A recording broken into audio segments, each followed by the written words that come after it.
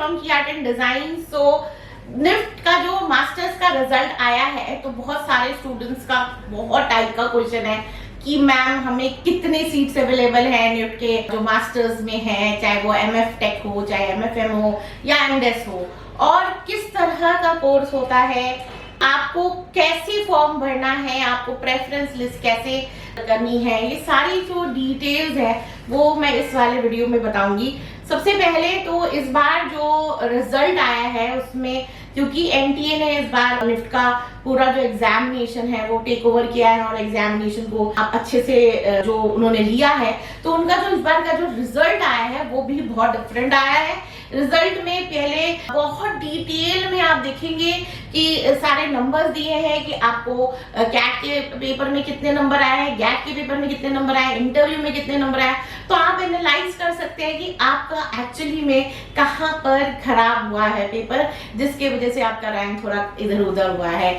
और जिसको भी अच्छे रैंक्स आए हैं कंग्रेचुलेशंस। और जो भी और भी चीज अगर आपको पूछना है तो आप मुझे व्हाट्सएप मैसेज कर सकते हैं। आप अगर व्हाट्सएप मैसेज करके कुछ पूछना चाहते हैं तो एक रिक्वेस्ट है कि आप पूरा अपना रिजल्ट पिक भेजिए, तो ही मैं अच्छे से आपको आंसर कर सकती हूँ, क्योंकि उससे बहुत इजी हो जाता है सब कुछ देखना, और उसके बाद जो भी आपको पूछना है वो आप पूछ सकते हैं। अगर किसी को काउंसलिंग भी चाहिए तो वो अपने काउंसलिंग के लिए मुझे बोल सकता है, मैं आपको जूम जो फॉर्म होता है वो दूंगी, फिर आपको जूम लिंक दूंगी after the form is filled. तो ये आपको अगर किसी को भी चाहिए तो वो मुझसे ले सकता है। अब आगे चलते हैं कि जो आपका जो फॉर्म आया है उसमें सीएमआर आया है जो है, और किसी का कैटेगरी रैंक आया है। तो सीएमआर और कैटेगरी रैंक क्या होता है? सीएमआर होता है कॉमन मेरिट रैंक जो सबका आया है, लेकिन कैटेगरी रैंक जो है वो सिर्फ जो नॉर्मल कैटेगरीज, जो अलग अलग कैटेगरीज है उनके ही आए हैं, चाहे वो पीडब्ल्यूडी कैटेगरी का है, चाहे वो SC ST OBC EWS category, सारे जितने भी स्टूडेंट्स हैं जिनकी कैटेगरी है उनके हिसाब से वो कैटेगरी रैंक आया है।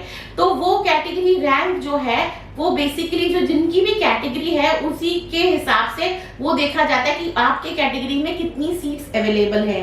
दूसरा जो कॉमन मेरिट रैंक है और जो ओपन टू ऑल जो जनरल कैटेगरी है स्पेसिफिकली, उनको सिर्फ कॉमन मेरिट रैंक मिला है इस बार। इस वजह से पिछली बार तक तो एक्चुअली में कॉमन मेरिट रैंक और category rank open to all वालों को भी या जनरल वालों को भी मिलता था, बट इस बार वो नहीं दिया है, क्योंकि वो एक्चुअली में जो आपको कैटेगरी रैंक मिलता था जनरल वालों को वो उसका कोई वैल्यू नहीं था। तो इस बार हम लोगों ने ये झंझट ही नहीं रखा कि कंफ्यूजन का, इसलिए कैटेगरी रैंक जनरल वालों को दिया ही नहीं है। ऑफ कोर्स ये मतलब नहीं है कि जो जिनको कैटेगरी रैंक मिला है उनका कॉमन मेरिट रैंक कोई इंपॉर्टेंस नहीं रखता, वो भी इंपॉर्टेंट रखता है जो कैटेगरी है, क्योंकि जो आपकी जो सीट देखी जाएगी, जो कंप्यूटर चलता है वो कॉमन मेरिट रैंक के तरफ से चलता है। फिर जैसे आपका नंबर आता है उस टाइम पे देखा जाता है कि आपके जो कैटेगरी है उसमें कौन सी सीट अवेलेबल है, उसके हिसाब से आपको सीट मिलती है। ये बहुत सारे स्टूडेंट्स का क्वेश्चन था कि इनमें कैसे कॉमन मेरिट रैंक और कैटेगरी क्या होता है क्या नहीं होता। ये बहुत इंपॉर्टेंट है और आप लोग को समझना पड़ेगा कि कॉमन मेरिट रैंक और कैटेगरी रैंक का क्या वैल्यू है। अब आते हैं कि ऑफ कोर्स जो कैसे कैसे सीट्स अवेलेबल है कौन से सेक्शन में, उसका मैंने एक प्रेजेंटेशन भी बनाया है। वैसे तो आप अगर निफ्ट के वेबसाइट में जाएंगे तो निफ्ट के प्रोस्पेक्टस खोलेंगे तो आपको सारी सीट जितने भी अवेलेबल है सब कुछ दिख जाएगा। प्रोस्पेक्टस में आप काउंट करके भी देख सकते हैं, कि कैलकुलेट करके देख लीजिए कि आपको एक्चुअली में कितनी सीट आपके कैटेगरी में अवेलेबल है, वो भी आपको मिल जाएगा। वो सारी चीजें बहुत इजी है, आप जाके आराम से प्रोस्पेक्टस देख के कर सकते हैं। उसके अलावा भी जितने भी स्टूडेंट्स हैं सबको पता होना चाहिए कि वो उनकी जो रैंक है वो किस तरह से उनको मिलेगा कि नहीं मिलेगा। उसके लिए आप मुझे व्हाट्सएप कर सकते हैं, मैं आपको बता सकती हूँ कि हाँ आपको मिलेगा कि नहीं मिलेगा। बेसिकली क्या है कि लास्ट ईयर का एक रिजल्ट आता है कि लास्ट ईयर वाले जो स्टूडेंट्स थे उनको किस वे में सीट मिली थी, कहाँ से वो ओपन हुआ था, कब एंड हुआ था। तो वो वाले लिस्ट से भी आप थोड़ा सा इस जस्ट अजम्पशन लगा सकते हैं कि आपको शायद वो मिल जाए, but it is not that कि आपको मिलेगा ही, बिकॉज वो बहुत सारे फैक्टर्स होते हैं कि वो हर साल चेंज हो सकता है। इट इज ऑल अजम्पशन के ऊपर है और बेसिकली कोई भी अभी बता नहीं सकता कि आपको कौन सा सेंटर मिलेगा, शायद भगवान भी आके आपको भी बता नहीं सकेगा, क्योंकि अभी बहुत सारी चीजें हैं। कौन क्या भरता है उसके ऊपर बहुत डिपेंड रखता है कि किसको कहाँ जाना है। मे बी कभी कभी ऐसे होता है कि नॉर्थ में जो स्टूडेंट्स हैं उनका बहुत अच्छा रिजल्ट आता है तो नॉर्थ के सीट जल्दी खत्म हो जाते हैं। कभी ऐसे होता है कि साउथ के स्टूडेंट्स को बहुत अच्छा रिजल्ट आता है तो साउथ के सीट खाली हो जाते हैं। तो ये कब क्या सा रिजल्ट आया है ये किसी को नहीं पता कि कौन किस के कैटेगरी किस उसमें, तो इस वजह से ये कोई नहीं बता सकता अभी आपको क्या रैंक, इस रैंक में क्या मिलेगा। बट ऑफ कोर्स अजम्पशन लगा सकते हैं, वो अजम्पशन लास्ट ईयर के जो लिस्ट और ऑफ कोर्स मैं क्योंकि इतने दिन से चला रही हूँ और मैं इतने दिन से 23 इयर्स का एक्सपीरियंस है, उसके हिसाब से आपको मिलेगा कि नहीं मिलेगा ये बता सकते हैं। अगर मिलता भी है तो कैसे मिलेगा, ये सारी चीजें जो है ना वो थोड़ा सा आपको समझ के करना है। ऑफकोर्स जो फर्स्ट 10 डिजिट या वो 2 डिजिट के जो नंबर है उन लोगों को तो जैसे रैंक 1 रैंक 10 20 तक जिन लोगों को आया उनका थोड़ा सा असम्पशन है कि हाँ उनको सीट जरूर मिल जाएंगे। उसके बाद से थोड़ी सी चीजें स्टार्ट हो जाती है कि उनको वही चीज मिलेगा कि जो जिसमें वो जाना चाहते हैं। जैसे ऑफकोर्स सब लोग चाहते हैं कि दिल्ली मुंबई बैंगलोर जाए, क्या उन्हें दिल्ली मुंबई बैंगलोर मिलेगा कि नहीं, बट मेरे हिसाब से दिल्ली मुंबई बैंगलोर ही सिर्फ अच्छे सेंटर्स नहीं है, ऑलमोस्ट बहुत सारे सेंटर्स हैं जो निफ्ट के जो बहुत अच्छे हैं। तो आपको बस ये देखना है कि आपको कौन सा सेंटर चाहिए, उसके हिसाब से आप भरिए और आपके जो रैंक है उसमें आपको कौन सा सेंटर मिल सकता है। दूसरा, जब आप प्रेफरेंस लिस्ट लिखते हैं तो वो याद रखना कि उसमें मत लिख दीजिए कि आपको लास्ट ईयर कौन सा, उसके हिसाब से मत लिखिएगा, जो आपको चाहिए उसके हिसाब से लिखेगा, क्योंकि 1 2 3 4 ऐसे करके आप लिख सकते हैं। और समझ लीजिए 18 सेंटर है तो आपको 18 सेंटर्स लिखना है तो सारे 18 सेंटर्स लिख सकते हैं। इसमें कोई नहीं है कि आपको 10 सेंटर मिलेंगे या 3 सेंटर आप लिख सकते हो, ऐसा कुछ नहीं है रूल, आप सारे 18 सेंटर लिख सकते हैं। तो आप उसके हिसाब से कीजिए, क्योंकि आपको एक बार अगर राउंड में कोई भी राउंड में अगर आपको सीट मिल जाती है, कोई भी प्रेफरेंस आपने दिया है, समझ लीजिए आपको 10 प्रेफरेंस आपने लिखा है वो मिल जाता है और आपको 11 प्रेफरेंस जो था वो आपको एक्चुअली चाहिए था तो वो कभी भी आपको नहीं मिलेगा, क्योंकि अपग्रेडेशन में हमेशा 10 के ऊपर 9 या 8 ही मिलेगा, जो 8th वाला सेंटर मिलेगा बट नीचे वाला सेंटर नहीं मिलेगा। तो इसलिए आपको समझ के वो प्रेफरेंस लिस्ट बनाना चाहिए। अब आते हैं कि आपको किस तरह से कहां पर आपको कैसे जो प्रेफरेंस आप लिख रहे हो तो किस तरह के सीट्स हैं अवेलेबल और क्या है, उसके लिए हमने एक प्रेजेंटेशन बनाया, चलिए देखते हैं। सबसे पहले जो मास्टर्स ऑफ डिजाइन का हम करते हैं, मास्टर ऑफ डिजाइन जो है मैं बहुत सारे स्टूडेंट्स को बोल चुकी हूँ और वीडियो भी बना चुकी हूँ, एटलीस्ट एवरी ईयर मैं ये वीडियो बनाती हूँ। अभी भी हमने एक वीडियो डाला है कि मास्टर्स ऑफ डिजाइन जो है डिजाइन है उसमें फैशन डिजाइन नहीं है, उसमें ग्राफिक डिजाइन या यूएक्स यूआई या समथिंग वैसे टाइप का डिजाइन है। Master of design degree caters to this multiple disciplinary and dynamic nature of job profiles to see professional who can work in versatile environments. Students are provided with option of forming their own career pathways to create new avenues from varied areas of interest. The unique aptitude and ability of each student is recognized and honed through specialization training and skill development during the course of 2 years। सो ये masters का course है, but ये masters का जो course है वो fashion design से कुछ भी लेना देना नहीं है। तो जिनको भी अगर मास्टर्स आपने पढ़ा है और आपको लगता है कि आपको फैशन डिजाइन आपने कर तो दिया, आपको शायद रैंक भी आ गई, बट आपको तो फैशन डिजाइन करना था, तो मुझे जरूर मैसेज कीजिए कि आपको फैशन डिजाइन करना है। मैं आपको बहुत अच्छे अच्छे कॉलेज दूंगी जिसमें आप फैशन डिजाइन कर पाएंगे मास्टर्स में। आपने चाहे अंडरग्रेड्स में फैशन डिजाइन किया है कि नहीं किया है कोई फर्क नहीं पड़ता, आपको मैं मास्टर्स ऑफ फैशन डिजाइन में आपको करवा सकती हूँ, but not in NIFT but different college. जो आपको अगर किसी को भी चाहिए तो आप मुझे व्हाट्सएप मैसेज कीजिए, तो मैं आपको अच्छे से इन्फॉर्म जो भी कॉलेजेस हैं उसकी सारी डिटेल मैं बता दूंगी। प्लीज अपना मेंशन जरूर कीजिएगा कि आपको कॉलेजेस चाहिए। अब आते हैं नेक्स्ट, कौन से कितने सीट्स अवेलेबल है मास्टर्स ऑफ डिजाइन में। इतने सारे सीट्स नहीं है, फिर भी कितने सीट्स है। ये जो हम लोग ने सीट्स लिखे हैं आप देख सकते हैं, ये बेसिकली सारे category and open to all मिला के ये सीट्स है। आपको ये समझना है कि जो हर एक कैटेगरी का अलग अलग है, जैसे किसी का 10% सीट्स अवेलेबल है किसी कैटेगरी में, किसी कैटेगरी में 27% सीट अवेलेबल है। सो सबका मिला के ये सीट्स है। तो अगर समझ लीजिए ओपन टू ऑल में 38 सीट्स नहीं होंगे या एससी सीट्स में भी 38 नहीं होंगे, इसमें एससी का में भी हो सकता है कि 4-5 सीट हो या ओपन टू ऑल में शायद 15 सीट्स हो, इस तरह से आपके सीट्स अवेलेबल हैं। अब आते हैं कितने बैंगलोर में कितने सीट्स अवेलेबल हैं, सारे मिला के बैंगलोर में 38 सीट्स है और एनआरआई के 5 सीट्स है। एनआरआई जो सीट्स है ऑफ कोर्स, अगर एनआरआई का ये है कि अगर एनआरआई स्टूडेंट नहीं है, जिन्होंने लिया नहीं है, तो ये एनआरआई सीट्स अवेलेबल हो जाते हैं नॉर्मल स्टूडेंट्स के लिए। बट ये एनआरआई फीस अलग होती है। जो एनआरआई फीस जो होती है वो 3 डबल होती है। 2-3 कैटेगरी में एनआरआई सीट्स है। जो टॉप 5 कॉलेजेस हैं उनकी एनआरआई फीस डिफरेंट है और जो उसके नीचे के कॉलेजेस हैं उनमें एनआरआई फीस डिफरेंट है। तो ऊपर नीचे है, बट एनआरआई फीस हमेशा साल पे पूरे एक साथ ही पूरा फीस देना पड़ता है। दूसरा एनआरआई सीट का अगर आप लेते हो तो आपको प्लेसमेंट नहीं मिलती है निफ्ट की तरफ से।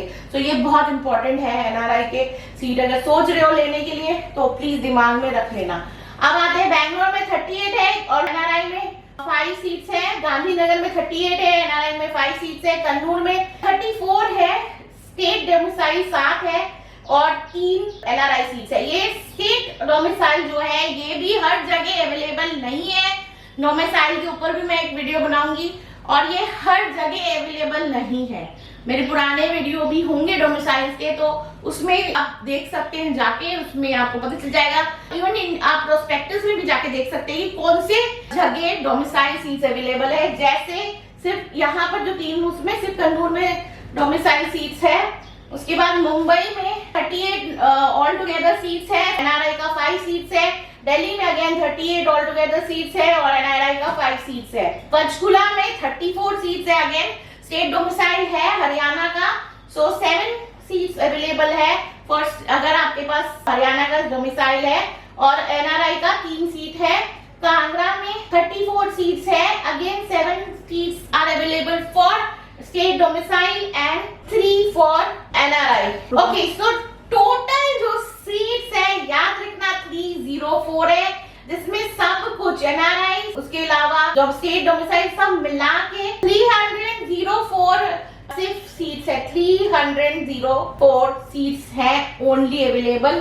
तो याद रखना कि अगर आपका रैंक बहुत दूर है या मिलना, मैं हमेशा बोलती हूँ 5% चांस या डिफिकल्ट है, लेकिन फॉर्म अगर आप भर भी रहे हो तो भी आप समझ लीजिएगा कि किस तरह का आपको मिलेगा। जब भी ये मिलेंगे सीट्स, अगर आपको पुराने जैसे समझ लीजिए आपके बहुत ही दूर रैंक है, आपकी 400-500-600 रैंक है, तो उस टाइम पे कैसे आपको सीट मिलेगी कि जबकि 304 रैंक तभी मिलेगी जब दूसरे स्टूडेंट्स जो है ना वो अपनी सीट छोड़ देंगे किसी ना किसी कारण की वजह से, तब जाके आपको सीट मिलती है।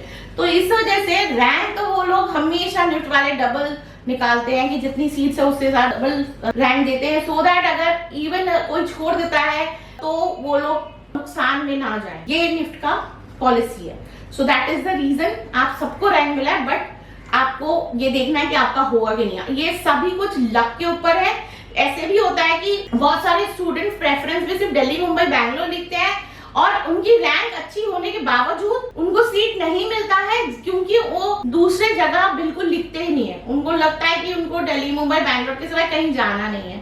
बट ऐसा है कि और वो सोचते हैं कि सेकंड, थर्ड, फोर्थ राउंड में तो मिल ही जाएगा, तभी मिलेगा जब फर्स्ट राउंड में कोई लेगा नहीं या सेकंड राउंड में कोई छोड़ेगा। तो ज्यादातर स्टूडेंट जो है ना वो दिल्ली, मुंबई, बैंगलोर छोड़ते नहीं है। सो वो बहुत डिफिकल्ट है, आप समझ लीजिएगा। जब भी आप रेफरेंस लिस्ट लिखिए, इसलिए मैं बोलती हूँ सारे स्टेट लिखिए। अगर लेकिन जिसमें आपको बिल्कुल नहीं जाना, में भी हो सकता है बहुत सारे स्टूडेंट है, मैं तो ये सब में तो जाऊंगा, यहाँ मिलेगा तो भी नहीं होगा, तो प्लीज मत लिखिएगा, क्योंकि हो सकता है कि किसी और को वो सीट मिल सकता था, बट आपने क्या किया, वो लिख दिया और आपको मिला, फिर आपने वो गए नहीं, तो लास्ट मोमेंट में आपने छोड़ा, तो उसके बाद वो सीट बिल्कुल ही खराब हो गया। तो ये भी नहीं करना चाहिए। अब आते हैं master of fashion management. Fashion management बहुत अच्छा कोर्स है, जो बीबीए किया है या नॉर्मल कॉमर्स बैकग्राउंड से और उनको एमबीए करना है, बट उनको थोड़ा सा फैशन बहुत अच्छा लगता है, तो ये वाला कोर्स उनके लिए बहुत अच्छा है। और ये इस कोर्स में सबसे ज्यादा सीट्स है मास्टर्स में, and it is related with little bit of fashion. So जिसको भी थोड़ा बहुत फैशन डिजाइन और उसमें इंटरेस्ट है और लेकिन वो मैनेजमेंट में जाना चाहते हैं तो उनके लिए कोर्स बहुत अच्छा है। The object of 2 years masters of fashion management is MFM program is to develop leadership and managerial talents in the fields of management, marketing, merchandising and retailing, honed specifically for the requirement of garment export, fashion and lifestyle and retail sectors. So ये of course fashion से related है, आपको jobs भी ऐसे बड़ी बड़ी fashion industry में ही job मिल सकता है आपको, तो ये बहुत अच्छा कोर्स है। ये बहुत सारे सेंटर्स में है। तो बैंगलोर में 38 सीट्स है, 5 NRI सीट्स है, भोपाल में 34 सीट्स है, भोपाल में भी डोमिसाइल है, स्टेट डोमिसाइल 7 है, NRI सीट्स 3 है, चेन्नई में 38 सीट्स, NRI के 5 सीट्स, दमन में 34 सीट्स, स्टेट डोमिसाइल 7 और NRI का 3 seats, Gandhinagar 38, NRI 5, Hyderabad 38, NRI 5, Kannur 34, state 7, NRI 3, Kolkata 38, NRI 5, Mumbai 38, NRI 5, new Delhi 38, NRI 5। आप ये देख रहे हैं जितने भी मेट्रोपॉलिटन सिटीज हैं उनमें कोई स्टेट डोमिसाइल नहीं है। पटना 34, स्टेट डोमिसाइल 7 और NRI 3, Panchkula 34, state domicile 7, Panchkula का स्टेट हरियाणा है एंड पटना का बिहार है, तो आप देख सकते हैं NRI और national 3, Raebareli 38, NRI 5, Shillong 34, state domicile 7, NRI 3, Kangra 34, state domicile 7 और NRI 3, Jodhpur 34, state domicile 7 and NRI 3। अच्छा, कांगड़ा जो है वो हिमाचल प्रदेश में है और जोधपुर राजस्थान में है, तो राजस्थान के स्टेट डोमिसाइल के स्टूडेंट्स को ये 7 सीट मिल सकता है और हिमाचल के वालों को कांगड़ा का स्टेट डोमिसाइल मिल सकता है। भुवनेश्वर उड़ीसा में है, सो 34 सीट्स है, स्टेट डोमिसाइल 7 और NRI के 3 सीट्स है। श्रीनगर 34 नॉर्मल सीट्स है और थर्ड स्टेट डोमिसाइल 12 है, यहाँ पर कोई NRI सीट्स नहीं है available. So total seat in MFM is 786। So students को आपके अगर MFM का रैंक आता है तो इसमें आप 786 है, बट याद रखना अगर आप जनरल कैटेगरी के हैं ऑलमोस्ट 65 के राउंड में वो परसेंट जो है ना रिजर्व्ड है, सो आपको उसके बाद के सीट्स मिलेंगे, तो इसमें से आप 65% अगर निकाल लो, जो सीट्स बचे हैं वो आप जनरल वालों के लिए। ओके, सो ये आपका 786 जो है MFM का है, बहुत ज्यादा सीट्स है मास्टर्स में। सो अब आते हैं फैशन टेक्नोलॉजी। ये नॉर्मली इंजीनियरिंग स्टूडेंट्स और जिन्होंने BF.Tech करा है लिफ्ट से, उनके लिए है सीट, ज्यादातर उनको ही ये वाला मिलता है, क्योंकि साइंस बैकग्राउंड नहीं है तो आप ये वाले कोर्स में बैठ नहीं सकते एग्जाम में। So what is master of fashion technology? In the initial course, students are oriented towards the apparel manufacturing industry as they learn various operation and process involved. Concurrently, the program parts managerial concept related to operation, technology subjects related to the engineering of patterns using manual method and computer aided design and construction of garment allow the student to understand product specific knowledge of various machineries involved, ranging from the basic mechanism to new age automated machineries. Ensure the students are aware of technology issue which arise due to product complexities. So basically आपको machineries कैसे fashion industry में use होते हैं और कैसे design बनता है, develop होता है, वो सारी चीजें जो है ना फैशन टेक्नोलॉजी में सिखाया जाता है। इंजीनियरिंग बैकग्राउंड के स्टूडेंट्स के लिए बहुत अच्छा कोर्स है और इससे बहुत अच्छा मिलता है जॉब्स, और कहीं फैशन इंडस्ट्री और स्पेसिफिकली जो फैशन इंडस्ट्री के अंदर जो फैक्ट्रीज होते हैं उन सब में आपको बहुत अच्छी जॉब्स मिल सकती है। अब आते हैं seat availability of MF.Tech। So MF.Tech की बहुत कम सीट्स हैं।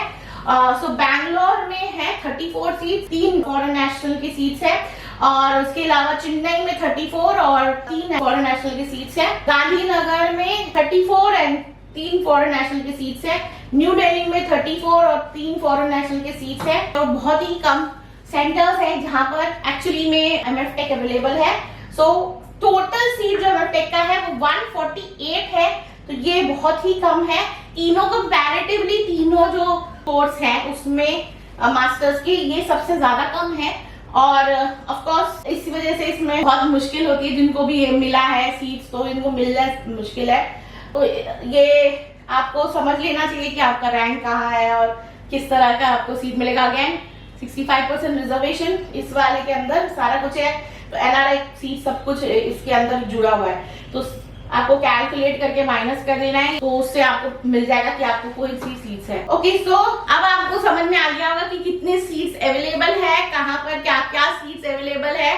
जो स्टूडेंट्स हैं जिनको एक्चुअली में प्रॉब्लम हो रही थी कि हमें कहाँ मिलेगा क्या मिलेगा, सो ये वाला वीडियो देख के आपको थोड़ा आइडिया हो जाएगा कि आपको सीट्स कहाँ कहाँ क्या क्या अवेलेबल है और आपको कैसे आपको फॉर्म भरना है। मैं आपको सिर्फ ये बोलूंगी कि आपको सबसे पहले ये देखना है कि मेरे पास कितने सेंटर्स हैं। वो सेंटर्स में अगर मैं जाना चाहती हूँ प्रेफरेंस में, तो मैं फर्स्ट कौन से में जाना चाहूंगी उसको फर्स्ट लिखो, उसके बाद सेकंड कौन से में जाना चाहूंगी, थर्ड कौन से में, आप चाहो तो सारे लिख लीजिए। अगर आपके पास जैसे एमएफ टेक के पास 4 ही सेंटर है, चारों लिख सकते हैं 1 2 3 4, और एमएफएम के पास बहुत सारे हैं, 18 ऑलमोस्ट सेंटर्स है, तो सारे आप सेंटर्स लिखिए। तो जो सेंटर्स आप ऐसे करके लिखेंगे तो 1 2 3 4 करके, अगर आप कोई सेंटर में बिल्कुल जाना नहीं चाहते वो माइनस कर दीजिए। बट याद रखना जहां पर आप ऐसे मत लिखना, पुराना वाला वो देख के जो आपको अवेलेबल हो सकता है मिल सकता है वो पहले मत लिख देना। अगर आपने वो लिख दिया और आपको वो मिल जाता है, आप समझ लीजिए कि आपने रायबरेली लिख दिया फर्स्ट में और आप रायबरेली में आपको पहले ही मिल गया और आपका अपग्रेडेशन बिल्कुल नहीं होगा।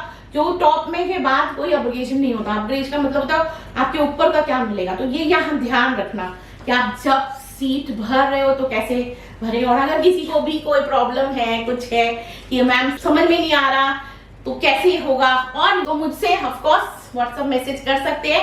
व्हाट्सएप मैसेज में आपको सारे चीजें क्लियर कर दूंगी। और एक बहुत इंपॉर्टेंट है, बहुत सारे स्टूडेंट मुझसे पूछते हैं कि मैम अगर निफ्ट दिल्ली या मुंबई बैंगलोर नहीं मिलेगा तो हमें क्या प्लेसमेंट मिलेगी कि नहीं। मैं हम याद बोल रही हूँ, प्लेसमेंट सिर्फ दिल्ली में होता है, याद रखना। Everybody is called in Delhi placement time. So placement doesn't depend on your center. Placement depends on you कि आपने कैसे किया है, आपका रिजल्ट कैसा है, आपका पोर्टफोलियो कैसा है, आप कैसे अपने आप को प्रेजेंट करते हैं कंपनीज के सामने। सो इसलिए कॉलेज या centre doesn't depend on the placement. Of course ये होता है कि क्रीम जाती है दिल्ली मुंबई बैंगलोर में, तो आप लोगों को लर्न, अगर आप देखेंगे तो आपको लगेगा कि अरे उन लोगों को तो अच्छा मिल रहा है क्योंकि वो दिल्ली मुंबई बैंगलोर से। वो इसके लिए नहीं मिल रहा है वो दिल्ली मुंबई बैंगलोर से, वो इसलिए मिल रहा है कि वो जो क्रीम है वो ही अच्छा करती है, वो ऑलरेडी बहुत मेहनत करके उनका रैंक आया है। तो इसका मतलब वो जब कॉलेज में भी घुसेंगे तो बहुत मेहनत करके अच्छा सा रैंक लेंगे। अगर वो वहां पर भी मेहनत नहीं करते हैं तो उनको नहीं मिलेगा। तो अगर आप कहीं भी हैं और अगर डबल ट्रिपल मेहनत करेंगे तो आप दिल्ली मुंबई बैंगलोर के जो पहले टाइम पे अच्छे स्टूडेंट जो उनको अच्छा रैंक मिला है वो उन लोग को भी compete कर सकते हैं और आपको शायद उनसे भी ज्यादा अच्छा जॉब मिल सकता है। इट्स डजंट मैटर आप किस सेंटर में जा रहे हैं, it is matters how you work. So इस नोट में मैं यहाँ पर खत्म करती हूँ, और जो भी स्टूडेंट को ये वाला वीडियो पसंद आया तो लाइक एंड शेयर करना मत भूलेगा, और जो फर्स्ट टाइम इस चैनल में आया है वो मुझे जरूर सब्सक्राइब कीजिए। फिर मिलते हैं नेक्स्ट वीडियो में। Bye for today.